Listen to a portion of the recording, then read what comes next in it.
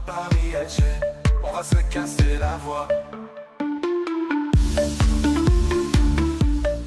Salut à tous et à tous, j'espère que vous allez bien, bienvenue sur la chaîne MTO Foot. Et aujourd'hui, on plonge dans l'actualité brûlante des JO 2024. Comme vous le savez, je vous ai demandé si ça vous intéresserait que je fasse l'avant-match du match Maroc-Égypte. Les deux nations sont en course pour la médaille de bronze. Donc j'ai demandé si ça intéressait et j'ai eu que des retours positifs.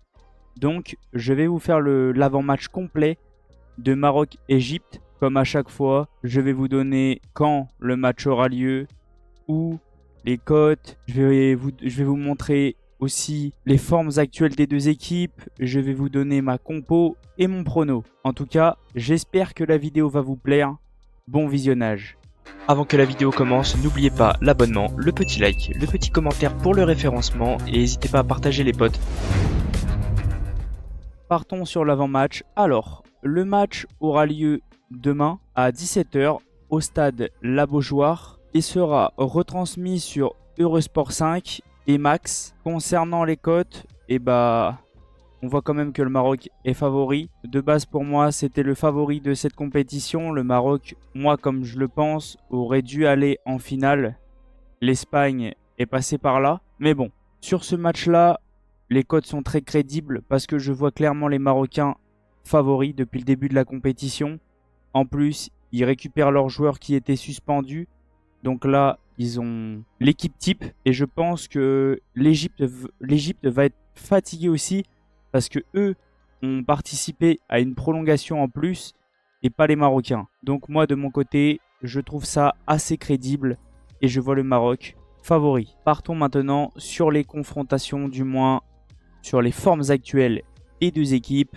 Et vous allez vous apercevoir que c'est un peu plus compliqué quand même pour le Maroc. Mais les Marocains ont joué de très belles équipes depuis le début. Et même l'Égypte, pourtant. Je ne sais pas ce que ça veut dire. En fait, on ne peut pas trop juger le match contre l'Espagne parce que l'Espagne avait aligné l'équipe B.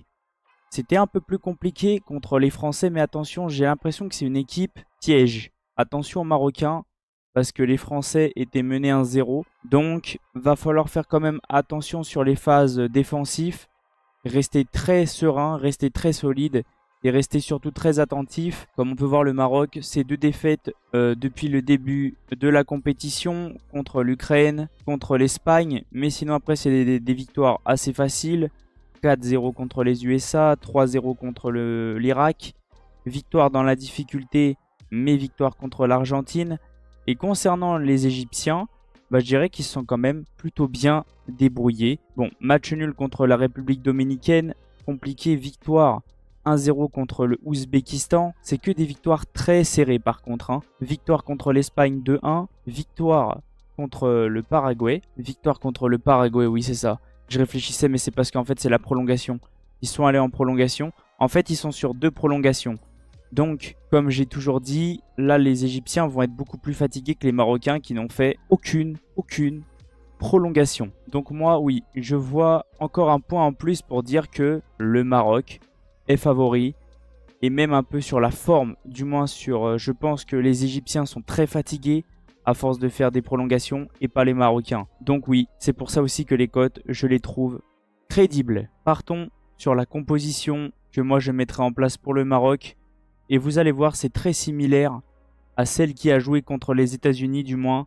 C'est la même. On a vu que contre l'Espagne, Ben Seguir en numéro 10, ça marche pas du tout. Donc, pour moi, on recommence avec la compo qui a joué contre les États-Unis, qui a gagné 4-0. Et pour moi, c'est la compo parfaite. Alors, dans les buts, Mounir, qui fait vraiment une très belle compétition et c'est vraiment un très très bon gardien. À gauche, El Wadi. La charnière centrale, El Azouzi et Boukamir. À droite, Achraf Hakimi. Les deux milieux défensifs, alors là c'est possible encore que je me trompe, Richardson et Targayin ou Targaline. Sur les côtés, les deux ailiers, Abdé et Akomash. Et en numéro 10, le joueur qui a énormément manqué au Maroc contre l'Espagne, El Khanous.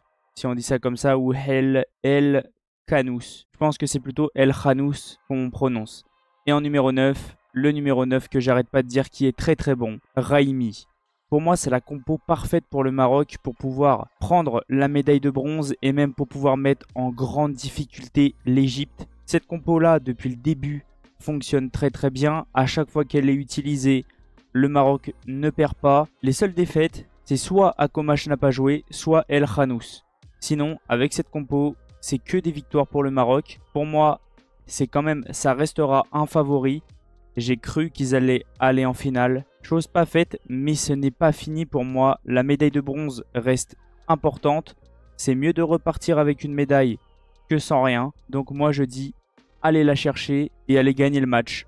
Du moins, c'est ce que je ressens. J'ai toujours dit que si l'Espagne ne gagnait pas, du moins si l'Espagne ne gagne pas les JO, j'ai toujours dit que moi, j'aimerais bien que le Maroc aille chercher quelque chose.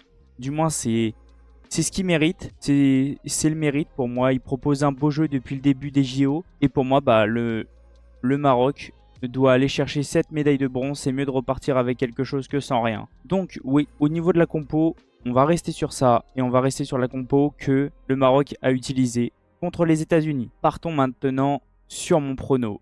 Et là, vous allez vous dire, non, tu n'auras pas raison. Alors, moi, concernant le score, je vois l'Égypte marquer. Ils marquent à chaque fois sur chaque match. Ils arrivent quand même à se créer des choses. Les Marocains derrière, c'est jamais très serein. Faut faire attention. Moi, je vois le Maroc quand même s'imposer sur un gros score. Et je les vois gagner 4-1. Pourquoi un aussi gros score? Parce que je pense qu'ils sont très déçus de ne pas être allés en finale. Et je pense que ça va être une sorte de vengeance. Oui, les Égyptiens n'auront rien demandé, mais le Maroc va quand même vouloir aller chercher au moins une médaille. Donc, je vois quand même le Maroc s'imposer.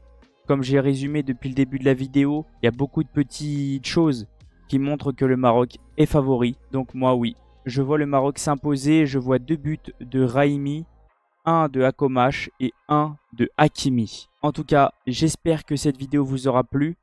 J'aurais essayé de résumer un petit peu tout l'avant-match comme il fallait, du moins dans les plus petits détails. Concernant l'Égypte, je connais absolument pas l'équipe, donc j'ai pas pu mettre une compo en place. Je connais pas les joueurs égyptiens, donc je veux pas faire n'importe quoi. J'espère que la vidéo vous aura plu. Merci à tous ceux qui like, qui s'abonnent, etc. C'est grâce à vous qu'on en est là. Et je vais vous laisser sur cette fin de vidéo et je vous dis à la prochaine. Ciao les potes. N'hésitez pas à aller voir les 2 vidéos qui s'affichent sur le côté. Ça peut vous intéresser et ça fait toujours plaisir. Pour toi Paris Alger, on va se casser la voix.